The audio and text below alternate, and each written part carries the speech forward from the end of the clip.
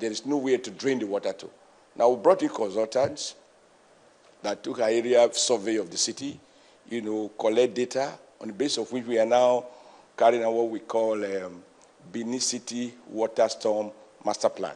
Now, the first phase is about 30 billion naira project. People say, how are we going to get the money to finance it? I said, in life, nobody has all the money it needs to do all of the things you desire. What makes the difference is your capacity to order your priorities, but also to manage prudently so that you get value for money. And that project today, by 3 days ago when I look at the project, how much we have paid, I think we paid almost 19 billion out of 30, which means we've done about 2/3 of it. And I'm confident that before the end of my tenure, that will be completed. But the good news is that as we speak, areas where we couldn't do nothing before, this Benin City Master Plan, Water Storm Master Plan, the benefits already being felt. There's an area that used to be so notorious, they call it the teacher's house. People abandoned the neighborhood. Now people are coming back. You go to Upper Lawani, those ones have given up on life. A young woman told me that for 25 years, even Okada couldn't get to her place because of the amount of silt. The airport road, we had a huge debate when the house was dominated by PDP. They prevented me from constructing the road. They even alleged that my intention was to pull down the Oba's palace, but they forget that our Oba is easily one of the most educated, one of the most exposed, seasoned administrator, having been a federal palm sec before becoming the Oba. And the Oba told them, if the palace wall is obstacle to development, let it go. So nobody should love the palace more than the Oba. And today, you go to airport, you find a 6-lane road, well paved with a median, we have planted trees on it. Deliberately, we are putting palm trees to make a statement that in this state, some of our most viable businesses run by private companies quoted on the stock exchange are oil palm companies. So that people who want to invest in oil palm, this is the destination. And I know the market is growing. Right now. You have NIFO around the corner, haven't you? That's right. NIFO, we have Okomu, we have Presco. They are all quoted. They are all servicing not only the domestic market but also exporting. So I think if you go to our schools today are far more appealing to our young ones, much more than the average home of the average poor family. So again, this was a deliberate statement. Sorry, Excellency, before we move into schools, I wanted to pick you up. You said that you've got 30 billion earmarked or planned for a project, and people were wondering where the money was going to come from. Well, you've spent 19 billion according to what you just said. Where did the 19 come from then? Now, talking about some of the landmark achievements. See, when a governor or a government is popularly elected and you connect with the people, you can speak their language, you can also understand their language, you find that governance become very easy. I argue that this country is the easiest country to govern because Edo State is like miniature Nigeria.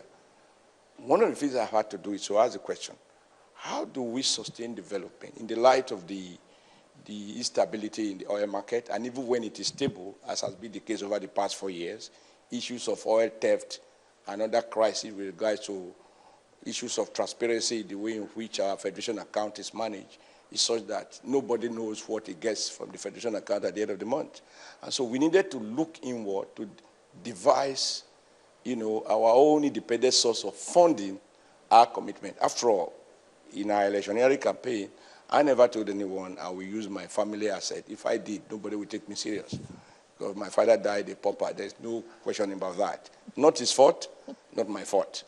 But what I promise is that we use our resources. And when government talks about resources, government does not create money. Government responsibility is to create the environment for citizens to create wealth and use instrument of taxation to collect a share of that wealth in order to provide infrastructure for everyone. That is the role of the state.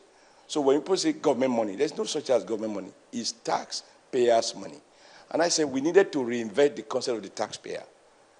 And the starting point was to look at the formal sector. I found both the executive, the judicial, the legislative nobody was paying the correct tax. And I decided that we have to start paying. We have to lead by example.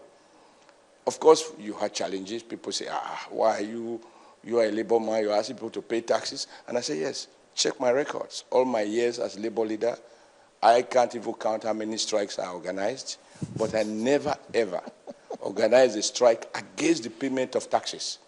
I understood from my trade union training that tax could be fair or unfair. It may favor the poor, it may favor the rich. In fact, the tax regime is the best window into the character and the orientation and the values that drives a government. Typically, right-wing government will downplay taxes from the rich, believing that everybody you can build a private roads. If the roads are bad, you buy a private jet.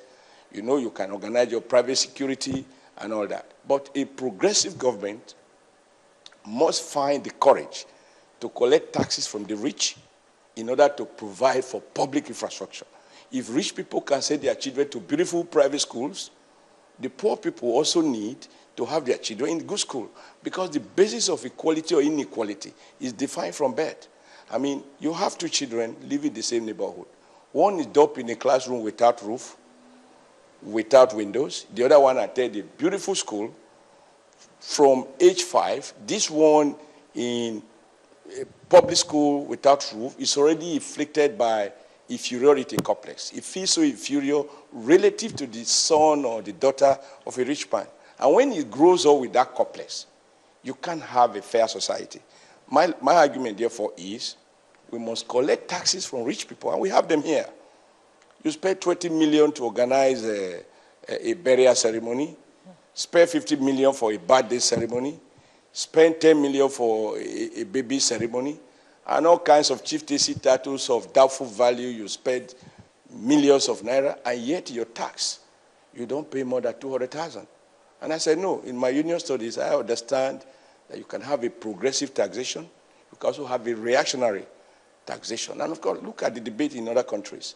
No politician makes statement about what he's going to do without also disclosing how he will do it. When Obama says we are going to reinvest in healthcare, we are going to reinvest in public schools, we are going to commit more resources to research so that America maintain its lead in technology, he also said we will collect additional taxes from the top 2%. And they arrive at the number, and from those numbers, they're going to fund those public infrastructure. So in Edo State, I said, look, we have rich people here, and I'm praying every day that we have more and more people getting rich. But as they become rich, they must pay taxes so that we can first make them safer. When they buy big cars, we have beautiful roads. They don't need to spend all the time on motor mechanics, and so on and so forth. So we raise our locally generated revenue from about 280 million naira in a month to, at a point, we hit 2.1 billion naira in a month. And it's not a lot of money when you look at what our neighbors are getting, but when you look at where we are coming from, for us, that was a lot. And as a union man, I was never used to signing a check of 10 million, 5 million, 20 million. The highest check I signed as president of the NLC was about 1 million. Tried to pay salaries of the staff and maintaining 36 offices. So I'm used to spending small money. And so when people bring me some 5 million, 10 million to go and do conference, national conference on tourism, national conference on anything, I tell them, the solution is not about conferences.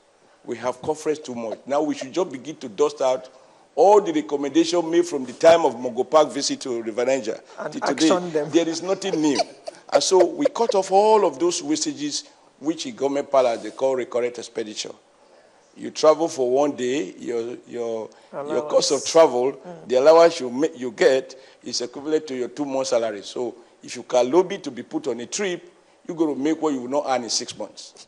And if you check out the records, every Nigerian embassy, they compete to invite governors to come to Europe, to come to Singapore, to come to Japan, to go elsewhere, quote and unquote, to persuade the investors. But press the button, the investors know what is happening in Nigeria, where they can get what. So these are official paid holidays. Yeah. And a whole plane is filled up with spectators who are going as advance party.